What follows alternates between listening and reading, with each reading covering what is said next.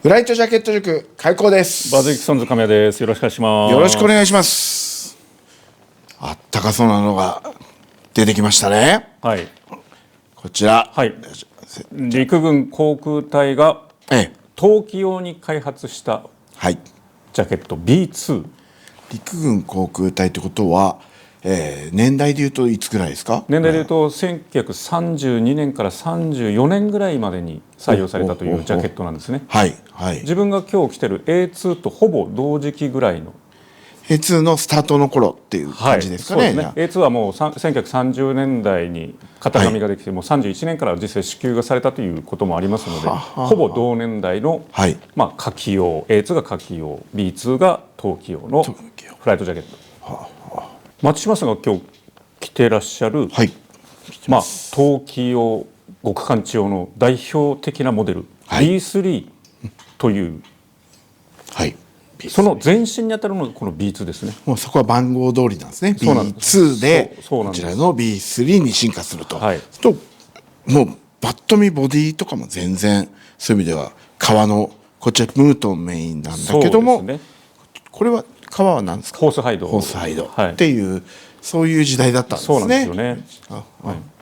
なんかこうすごくシンプルなような、シンプルな作りなんですけれども、襟周りだったりとか、このベルトですか、なんかすごく特徴もね、あるんです。これもその当時のなんか傾向なんですかね。そうなんですね。この B2 というジャケットの前に B1 というモデルがあるんですけども、その B1 以前はもうつなぎスタイル、スーツスタイルだったんですね。全部つながってるわけですね、下も上も。それですとね、その着用する人間のサイズの問題もありますし、それから生産性ですよね。そのスーツスタイルでレザーですから、こう縫う時とかの取り回しとか大変そうですね。本当に重たい重量感もあって、しかも縫製がなかなかこう進まないという、面積も広いですしね。でそういった諸問題、サイズの問題、生産性の問題を解消すべく開発されて、じゃあ上と下で分けましょうということでできたのがこのスタイル。で B1 があって B2 になるわけですね。なのでその名残としてウエストにこうベルトがあるんですね。そのつなぎスタイルの時もここにベルトがあって、そこでウエストをこう縛ったりですとかいう名残ですよね。結構重厚なスタイルですけども、これもパイロットが着てたという認識でよろしいですか？そうなんです。この B2 というのは、メインマテリアルが先ほども伝えたんですけど、ホースハイド。これですね。触っていいですかね。ホースハイド。すごいしっとりしたホースハイド使ってますね、これ。で、襟が天然ムートン、かなり大型ですね。そうですね。なんかここは本当 B3 に近いというか、この大きな襟は。襟を立てるともう顔がもう覆い隠れるぐらいの。そうですよね。これ何センチなんだろう。20センチぐらいありそうな襟ですね。そうなんですよ。でそのかなりそのジャケット自体が重量感がありますので、最初から硬くて着にくいものよりも、ベジタブルターニング、渋なめした後に、職人さんが手作業でワックスをすり込んでるので、これは最初からこの繊維質がこなれてて、割と最初からこなれた感じ。袖を触ってみた感じ、結構ソフトな、しっとりした。ホースハイドでこんなしっとりしてるのがあるんですね。そうなんですね。でこの前身のモデルが、B1 というタイプがあるんですけども、それはメインマテリアルこれと同じホースハイドで、ライニングが天然ムートン。ライニングにムートンというモデルだったんですけども、それよりさらに着やすさとか生産性を考えて B2 からはシルクパイルですとかウールブランケットとかっていうのがコントラクターによって存在します。いろんなパターンがあったんですね。あるんですね。ちなみにこれバズリクソンズのやつは、これはウールブランケットのタイプ。ウールブランケットが内張りとしてこういった前立てのこう長い距離のものが風の侵入を防いでくれますね。であとはフロントのジッパーなんですけど、これはね、7号サイズの型詰めピンロックで、この当時まだファスナーがこうやってジャケットにリベットでかしめるタイプリベットでつけてたんですね。はい、30年代の特徴のジッパーですね。はいはいはい。忠実にこれは再現されてるわけですね、そういうのも。はい、で、先ほどのスーツスタイルからの名残を継承して、このバックルがまだ残ってて、フロントで締めるっていう、ちょっと細身のベルトで。そうなんですね、友字の。で、あと左胸には、マチ付きのこういうフラップ付きのポケット一つだけ。これもマチがついてるんだ、面白いな。なんですけど、実物の個体ですとか、パラシュートハーネス、この上からこう着用するのに、これが干渉して邪魔になるということで、途中で取られてるものが大半なんですね。このポケット自体がないんですか。で、後のその松島さんが着てる B3 からはこういうところにパラシュートハーネスに干渉しないこういうところに移動される。ポケットした、そうですね。そういう理由だったんだ。そうなんですよ。あとはそのフロントのチンストラップ、こう前をしっかり止めるやつですね。止めるやつはこういうボタン式のものと、あと B3 のようにこうベルトでこうバックで止めるものといくつか存在します。やっぱり古くなれば古くなるほど、そこのコントラクターでの差だったり、ロットでの差っていうのは多いもんなんですか。そうなんですよね。で、今度は袖なんですけど、袖先もこんな風にバーで開閉して、結構長いですね、これ。そうなんですよ。着るときに着やすく、袖を通しやすく、で着てから風の侵入を防ぐためにこうやってフィットさせるっていう。なかなか他のフライトジャケットで僕あんまり見たことのない、このカフの作りというかですね。もうなんかシンプルながらに語りどころの多いジャケットなんですね。そうなんですね。1930年代、我々が見るヴィンテージのヴィンテージって言ってる中でも、より古いモデルじゃないですか。そうなんですね。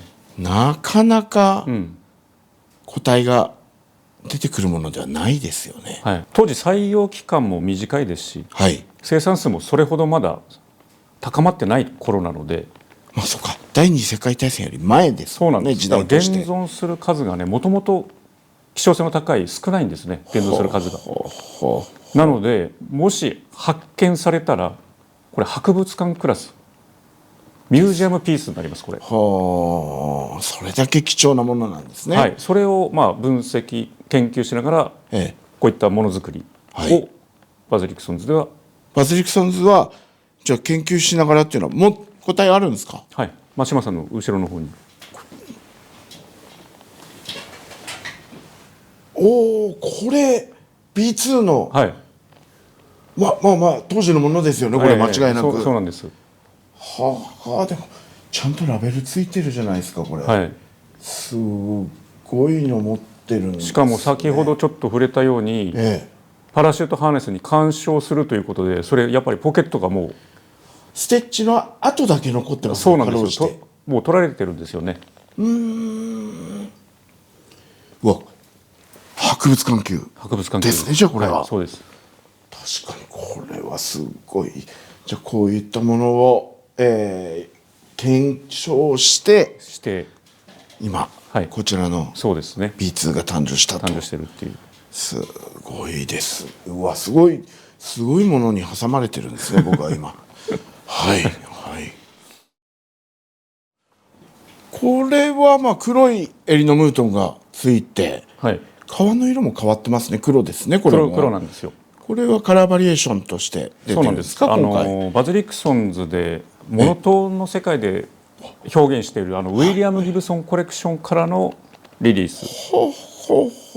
全然なんか違和感がないというか、すんなり受け入れられるという黒になってもありがとうございます。 B2 のなんか魔力というか、すごいですね。もう先ほどと使用しているマテリアルですか、表側ホースハイド、ベジタブルタンニング、ワックスで職人さんがすり込んでる、プラス最初はこれ茶色で染色してその後黒の染料を塗り込んでるので、俗に言う茶芯というやつです。はあはあ。じゃあ着ていくとより茶色がそうなんですね。出てくるわけですね。趣といいますか、味わい深い表情に変わってくるっていう。はあ。これはなんかでも黒のムートンは、黒のムートンですごい首周りちょっと色味落ち着くじゃないですか。いろいろコーディネートとかも、しやすい色ですね、黒は。そうなんですね。茶色も茶色ですごくミリタリー感は強いですけれども、黒はこうミリタリー感が少しマイルドに中和されている感じが出ますね。色は黒ではあるんですけど、そのヴィンテージと同等の、同様のこの例えばチンストラップに使ってるスナップボタンとかもこれ A2 のフラップとかに使うポケットフラップとかに使うボールスタッド型ですとか、先ほどの型詰めの7号サイズのこのリベット止めのジッパーですとか、あとはこのベルトバックルとかもですね、ブラスにニッケル仕上げの当時と同じものをまんま一から作ってるんですか。これも小さいパーツですよ、バックルなんて。そうなんですよ。汎用品じゃダメなんですね、やっぱり。全体のこのパーツが、こう全体をこう醸し出すといいますか、何かが違うとやっぱり本物の持つ魅力に近づかないといいますか。そこがもう亀谷さんのこだわりですね。B2 ってこう B3 に近い仲間かななんていうふうに僕は思ってたんですけど、こうやって見るといわゆる黒の革ジャンで襟が大きい、でしかもこのブラックはより洗練された雰囲気になるじゃないですか。ミリタリー感がちょっと中和された感じになって、これなんて例えたらいいのかな。 B3 なんかよりもすごい着やすそうというか扱いやすそうなジャケットになってますよね。でなおかつそのスーツスタイルからその名残があるバックルがフロントにこう目立ちますよね。あとはそのさっき紹介した袖にもジッパーが使われてたりとかあるので、どちらかというとなんかこうライダーステイストにも見えるかなと。襟大きめのライダースジャケットって言われたら、特に黒を見ると、すごくそれがしっくりくるというか、しかもこのゴージャスなムートン使いの襟なので、なんかこのよりワイルド感が出ますね。出ますよねこれ。そうか、ちょっとこうしても変えるとライダースだ、雰囲気はミリタリーです。ただね、ミリタリーなんですよ、でも確かにライダースっぽいでしょって言われたら、そうですね、これは意外だった。いや、まあでもね、その亀谷さんのこだわり、強いこだわり、ディテールに込められたこだわりとか素材に込められたこだわりっていうのがね、やっぱりしっかりこもってるから、まあすごい上等な、ね、本格的なミリタリーでありながらライダーの方にも愛用してもらえるんじゃないかなというね、すごく実は汎用性の高いジャケットなんですね。やっぱこの B2 の魅力っていうのは、この重厚感、なんか着ただけでただものじゃないんだぞっていう雰囲気がもう持ってるじゃないですか、雰囲気を持ってる、でもその割にはまじまじと見ると実は動きやすそうで、運動性能が高そうで、なんかすごくこう印象が袖を通すと変わるジャケットなんじゃないかなと。先ほどもちょっと触れたんですけど、その革の最後のフィニッシュ仕上げですね、コーティングとかしてないので、ワックスをすり込んでそれでもうフィニッシュしてるので、もうスレとか摩擦とか、もうすぐ表情ダイレクトに現れやすいんですね。すごくもう切れば切るほど、もう風合い味わいが増してくるっていう、経年変化を存分に楽しめる、そしてそのぐらいこう頻度上げてきても大丈夫なぐらい着やすいっていうのが実はすごい着やすいぞというところですね。まあ防寒性はもちろん高いですもんね。防寒性高くて運動性高くて経年変化も楽しめて美味しいとこだらけですね、これは。